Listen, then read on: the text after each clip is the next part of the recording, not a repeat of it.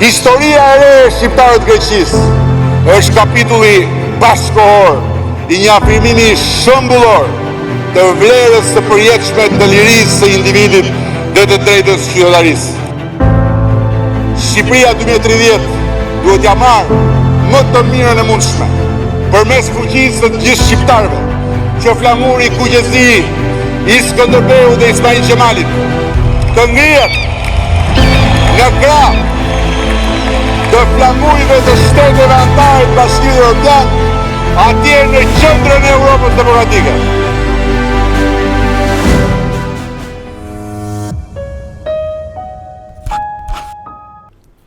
Përshëndetje. Shumë shkruajnë dhe duan më shumë informacion mbi paketën e maleve. Pra, këtë politikë të re, këtë qasje të re të qeverisë sonë lidhur me zhvillimin e zonave malore, të agroturizmit në këto zona. Dhe po marr pak kohë nga koha juaj për t'ju shpjeguar qartësisht se çfarë është paketa e maleve dhe çfarë synojmë të arrijmë përmes paketës së maleve. Atëherë, shumë bashkëdhetar më pyesin se si mund të përfitojnë nga paketa e maleve. Është shumë e thjeshtë. Nëse ti apo familja jote keni në zotërinj një tokë për një periudhë mbi 10 vite, ose keni një trull që familja juaj e pretendon që është trulli që ju ka lënë gjyshi në fshat, dhe këtë tokë e keni tokën e të parëve tuaj, por për këtë copë toke, për këtë trull, ju nuk keni asnjë letër. Nuk keni pasur kurrë një certifikat pronësie. Nuk ka asnjë problem, prandaj kemi menduar paketën e maleve dhe qoftë për këtë tokën që e ke për një periudhë mbi 10 vite, apo për këtë trullin që ta kanë lënë gjyshrit e tu, do të shkosh në bashkinë brenda së cilës ndodhet kjo tokë, pra nëse ti je një banor i Malësisë Madhe për shembull, atëherë do të shkosh tek Bashkia e Malësisë Madhe dhe aty do të kërkosh një vërtetim nga Këshilli Bashkiak.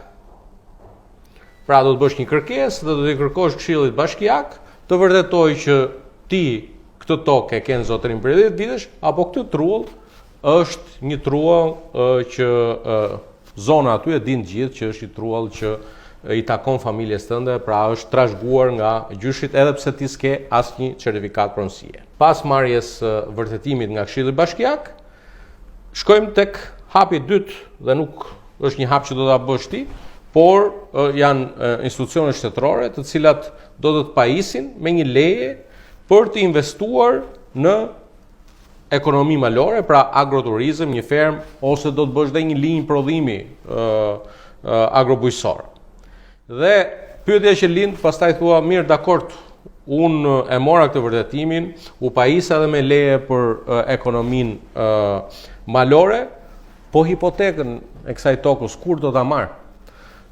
Po, është vërtet, do ta marrësh edhe hipotekën, por tu ka një kusht i cili besoj që është i pranueshëm nga të gjithë ju. Pra, hipotekën do ta marrish sa po ti të kesh përfunduar 100% investimin. Pra, nëse ti do të aplikosh për të marrë këtë vërtetimin për të bërë një agroturizëm, pra po flas një ferm të vogël me një hotel të vogël dhe me një restorant aty për të shërbyer, atëherë ti do të kesh një plan biznesi dhe sa po ta kesh kryer 100% të investimit të planifikuar, ti do të marrish edhe hipotekën e trullit apo të tokës që të kanë lënë apo që ke nga paraardhësitë e tu. Dhe këtu ka edhe një ofertë ose një propozim nga ana e qeverisë. Dhe kush është propozimi? Natyrshëm që i gjithë sektori i turizmit përfiton nga lehtësira fiskale, por në rastin e paketës së maleve kemi edhe një propozim tjetër. 500 të parët, pra 500 si përmarrësit e parë, do të përfitojnë falë kësaj pakete e cila duhet ta theksoj është miratuar nga Kuvendi i Shqipërisë. Pra ligji është miratuar nga Kuvendi, kjo nuk është me do të. Kjo tani më është miratuar plotësisht, do të keni taksa zero dhe TVSH zero për 10 vite. Imagjino, pra të bësh një biznes, të hapish një agroturizëm, një hotel, restorant, apo një pikë grumbullimi, apo një ferm, apo një pikë përpunimi, të përfitosh një 10 vjeçar duke mos paguar asnjë taksë. Kur flas taksa zero, të gjitha. Këtu janë të gjitha të përfshira, edhe taksat vendore, edhe taksat qendrore.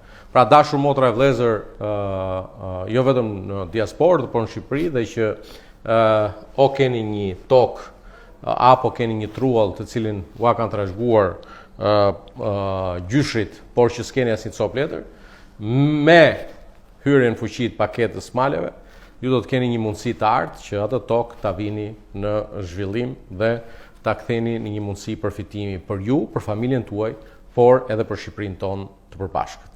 Ju përshëndes. Historia e re e shqiptarët Greqisë është kapitulli bashkëkohor i një afirmimi shembullor të vlerës së përjetshme të lirisë së individit dhe të drejtës qytetarisë. Shqipëria 2030 duhet ja marrë më të mirën e mundshme përmes fuqisë së të gjithë shqiptarëve, që flamuri kuqezi i Skënderbeu dhe Ismail Qemalit të ngrihet nga krah të flamurive të shteteve anëtare të Bashkimit Evropian atje në qendrën e Europës Demokratike.